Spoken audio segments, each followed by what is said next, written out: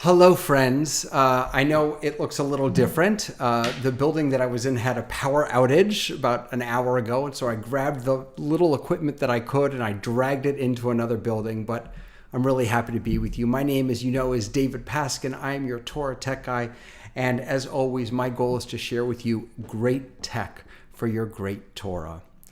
I am so excited for this week's Unmute. Unmute was born out of saying so many times over the past year, please unmute, or you need to unmute. And what I realized is that telling someone to unmute isn't just a technical request. The best Jewish education is when we lift up our students' voices and allow everyone to become a teacher of their Torah. So this broadcast strives to amplify the voices of those who are unmuting their students and adding more voices to the Jewish narrative in digital space. So let's get started.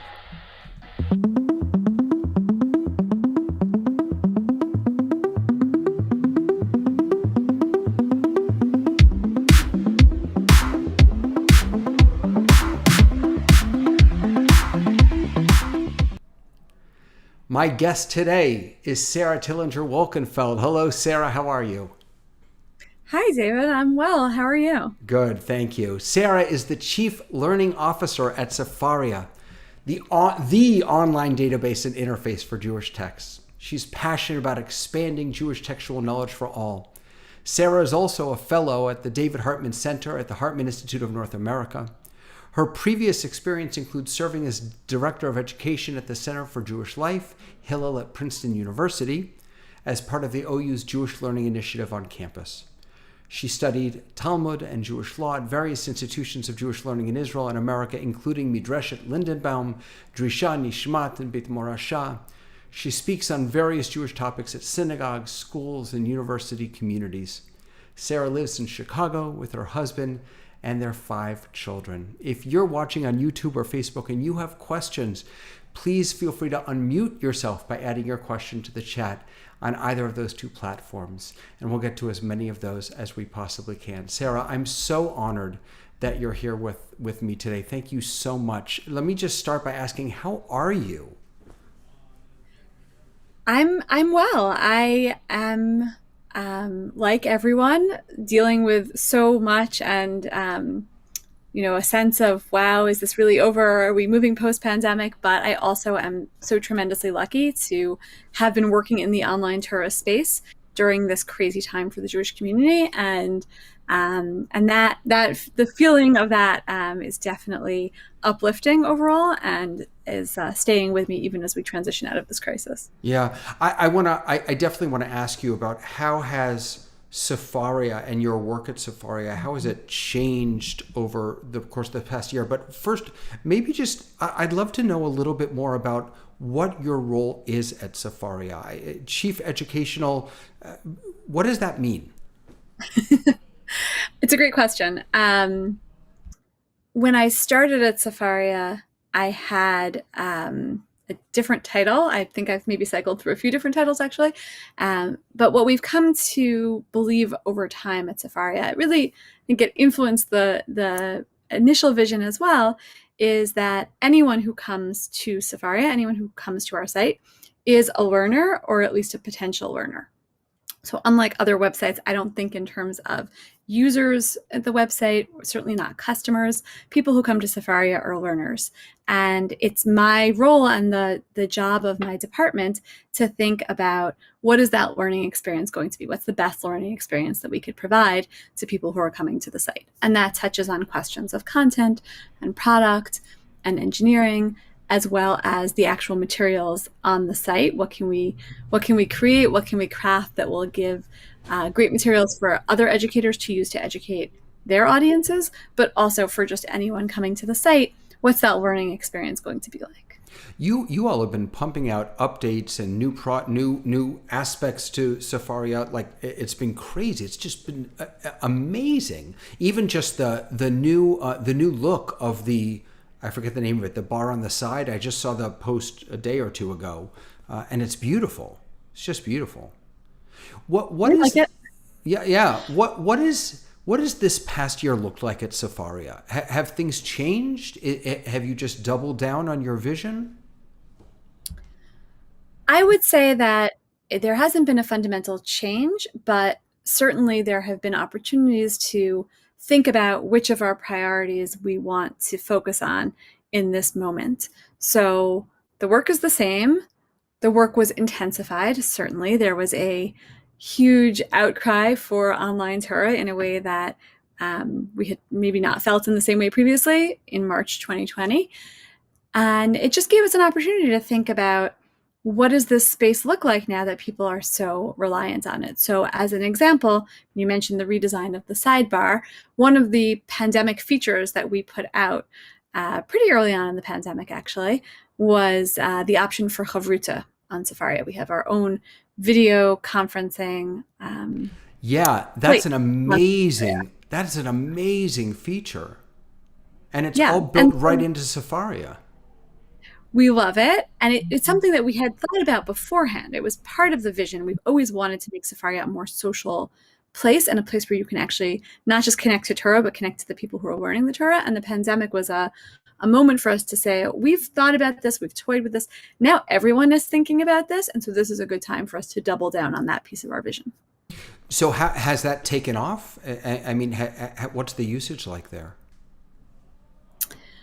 I wouldn't say it's taken off. It's still a little bit hidden, but we definitely have people using it and enjoying it. And really, for us, it is it's an experiment.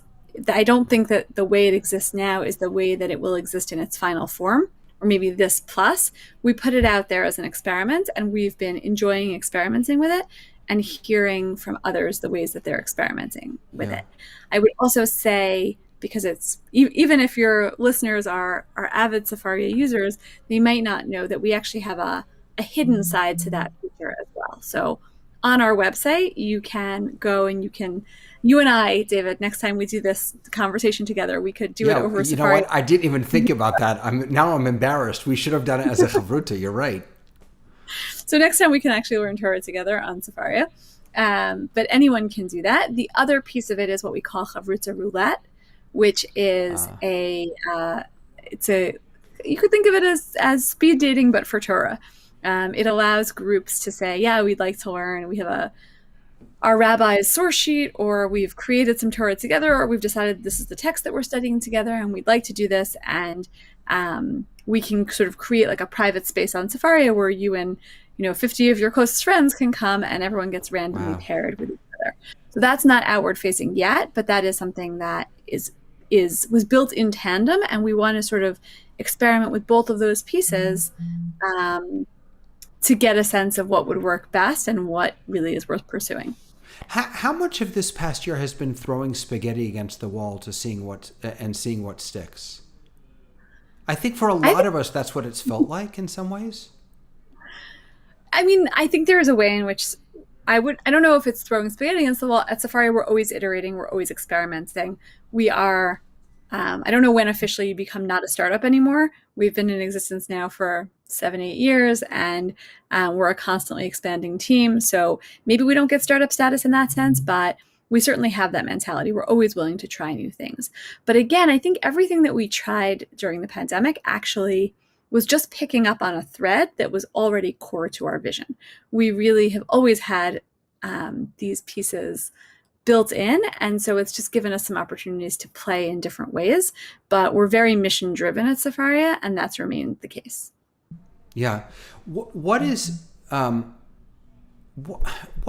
about Safaria? Look, I'm a rabbi and a teacher, so this is a silly question. I mean, because I live in Safaria. But what is it about Safaria that you hope will, if it hasn't already, and I think it has, but will transform Jewish education? Is it the accessibility of the texts? Is it the hyperlinking?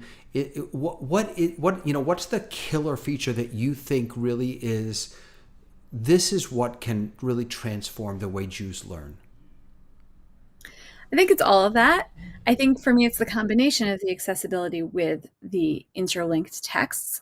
To me, it's so important that everyone who feels invested in their Jewish identity have the ability to connect directly with the texts of our tradition.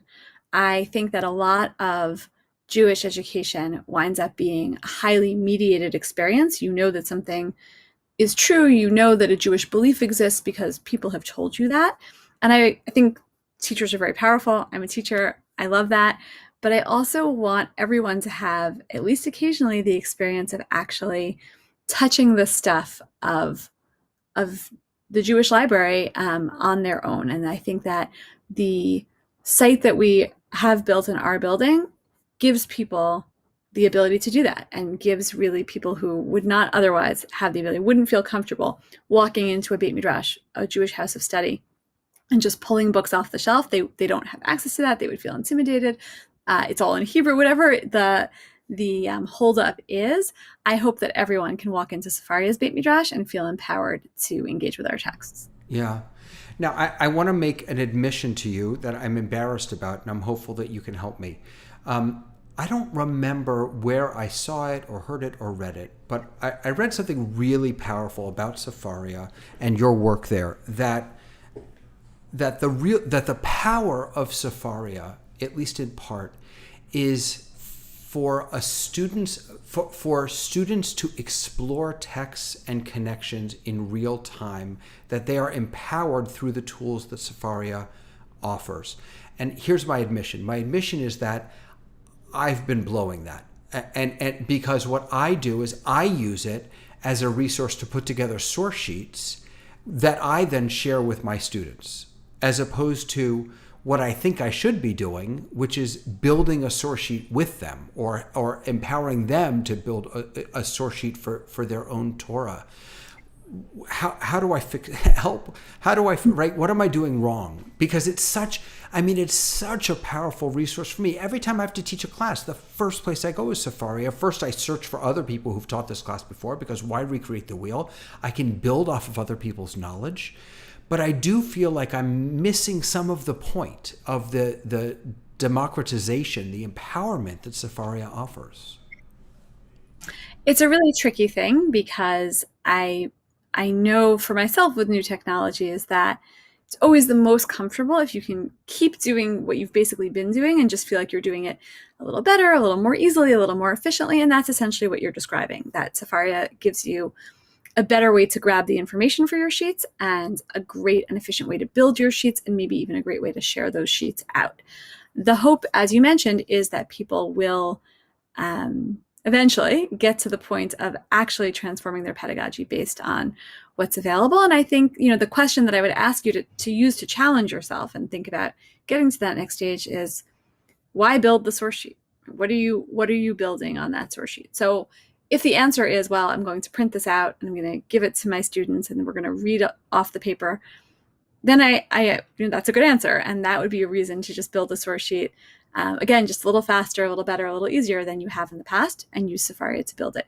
But if you're teaching over Zoom, if you're teaching in a space that has some kind of, it's a smart board, it's a Apple TV, whatever it is, and you can project, then you can really ask yourself, do I need this on a source sheet, or do I just want to show the students this text? And maybe we're going to focus on a piece of this text, but I also want to show it to them in context. And maybe I also want to get their questions on the text before I show them the answers that I've pre-selected. Maybe I want to make a game time decision about, do I go this way with the class, or do I go that way with the class?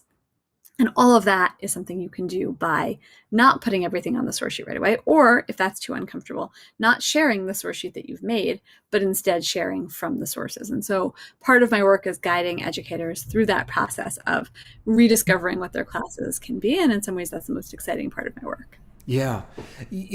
I remember, years ago when I was teaching in middle school, high school, Judaics, and I've always been into digital life, and so I would often, I would use Bar Ilan, or before Safaria was around, and I would sort of create my own text sheets, source sheets. And one of the things that a number of the people I worked with used to say to me is, when you do that, you're taking the texts you're taking them out of context, right? You're taking them out, and we want the children to actually understand that Bamidbar comes after Vayikra and before Devarim.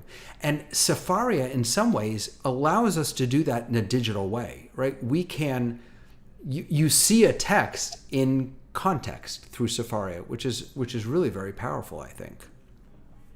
Yeah, agreed. I think that's transformational. Seeing it in context and being able to connect it to other things in its broader context. Yeah.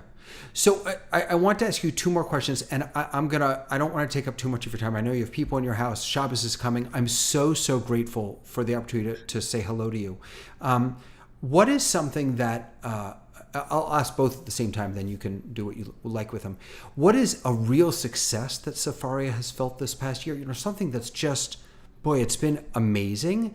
And what's something that you've discovered from this past year that has been really challenging and maybe even has challenged, you talked before about how Safaria is vision driven, maybe something that's even challenged the pre-pandemic vision to make you all maybe shift a little bit? Those are both great questions. I think that so much has been exciting for Safaria this year that it's hard to even choose. But I will choose. I think that it is really hard to choose. So one thing that's been really exciting is just seeing what it looks like to be a little bit more established and a little bit more well-known. And part of that, I would say, part of the ramifications of that is in our ability to add new text to the site. So really some amazing triumphs of text this year that feel to me like really big wins. We added the Ramban's commentary on the Torah in English. That feels like a big win. So many people couldn't access that before, and now they can. We're adding an English translation of the Jerusalem Talmud. Again, huge, important text, really so inaccessible to so many people, maybe to almost everybody, and I'm so excited to be adding that. We've built on our women's Torah library, so we added an important work by Dr. Aviva Zornberg, by Dr. Judith Hauptman, and stay tuned for more on that front. So I'm really excited about the ways that we continue to grow our library, and in some ways I think that that's been some of the most exciting developments of this year. Though if I can add another one, I would also just say that I think something in this crisis has been a realization that online Torah is really here to stay. That I had people contact me very early on in the pandemic and say, remember when I told you that I would never use Safaria, or that I would never use Safaria in my class? Yeah. That's not happening. So can we talk about that? Yeah, you all you all became superstars and superheroes overnight. Yeah, I mean, I think that it's really the teachers who are heroic, and we just supported them in their work, or tried to support them as much as possible. And the rabbis and all the educators really are the heroes of this story. But I do think that that's been really interesting. And to the extent that I think there's been a challenge to our vision, I would just say that I think that there is now sort of some backlash, and some people who are very excited to sort of seize on what we've learned and see what we can do with that going forward. And some people who have said to me, I'll never use a computer again, right? Once everyone's vaccinated, really? I'll never use a computer again, which I don't think is true. And I think that actually it might be more widespread, or it might be sort of a very Jewish thing to be kind of traditionalists and say, well, there's a way that we do things, and there was a way that we've always done things. And even if we had this aberration, we're going to go back to the way that we did it. We're going to hold on to the ways of the past. I think that actually, as Jews, we're more innovative than we sometimes like to admit. And I think that the innovation of this past year and a half will have real impact going forward. Yeah. I think in some ways the basis for the work that I'm doing around Torah and technology is that not only can we not go back, but we shouldn't, because we have learned this past year so much more about accessibility, about connection. I think even about engagement. I know one thing that I've learned is that I thought I was a pretty engaging teacher and rabbi, and in person, and because I shouldn't say in person, sorry, when we were on site. But because I had to up my engagement game online, in reflection, I realized, boy, sort of like how I prepare sheets for people instead of doing it together. There's so much more that I can do. And this, terrible, terrible year has allowed me to learn that, I think. So, the Havrutza idea, the speed learning, all of those pieces that are just not possible when we all have to be in the same space. So very, very powerful. Without giving away your roadmap, what's next? Where is Safaria? How are you all going to take over the world next? Great question. I don't know if I can give away all of our secrets. I think we, like everyone else, we're holding our breath a little bit, waiting to see what happens when things go back to quote unquote normal. Like you, we hope that it's not a matter of going back, but rather of going forward. And I think that really will happen.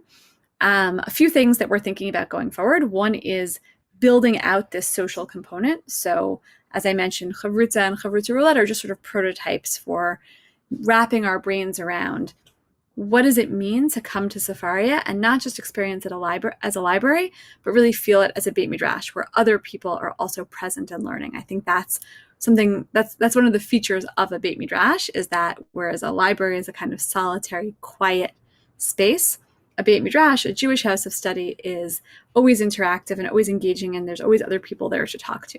So next for us is to figure out more what that looks like and feels like on Safaria. How are you going to sense other people's presence on Safaria, and how are you going to engage with them? So that's a very exciting next piece for us. And we're also really leaning into thinking about what is the learning experience that someone can have when they come to Safaria as an uninitiated learner. So coming attraction, we are redesigning the homepage of the site. Oh, wow. And that is coming in a few months.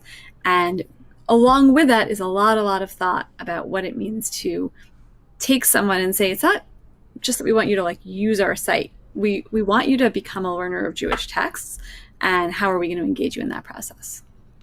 All right, so to everyone who's listening, if Safaria ever calls you and asks for your input, give your input, because they called me, boy, was it, I think it was a year ago maybe. And I was a random choice, it was not intentional at all. And I gave some feedback on the homepage, and they listened, or at least I'm going to tell myself that they did. That's wonderful. Accessibility for the newbies and social learning. I just, on behalf of the Jewish world, Sarah, thank you. Thank you. And everyone at Safaria, what you do has allowed us to do what we do. And really, it's just amazing. So, and thank you for spending some time with me today. I really appreciate it. So happy to do it. And yes, I will amplify what you said. We are always happy to receive user feedback at Safaria. Very much like hearing the voices of everyone who comes to the site. Yeah, fantastic. So everyone, I want to encourage you, if for whatever reason you don't know about Safaria, please go to safaria.org and start learning some Torah. And while you're online, I want to also invite you to go to TorahTechGuy.com, where you can get a whole bunch of stuff for free. It's just there to help you out. Videos and resources. I've got a Zoom Gabbai training coming up in June, every Thursday in June, for if you or someone you know is going to be helping out during a morning minyan, or for those in the liberal world on a Shabbos minyan, helping to manage those Zoom rooms. I want to help you out with that. And we also have a big, exciting announcement for June 27th. Mark your calendars for a Torah Tech Summit. But I just want to thank Sarah and all of you. Next week on Unmute, we have a really wonderful old friend of mine. And I have a great story about him, and I can't wait to share it, Rabbi Charlie Savinor. So everyone, Shabbat Shalom. We'll see you soon on Unmute.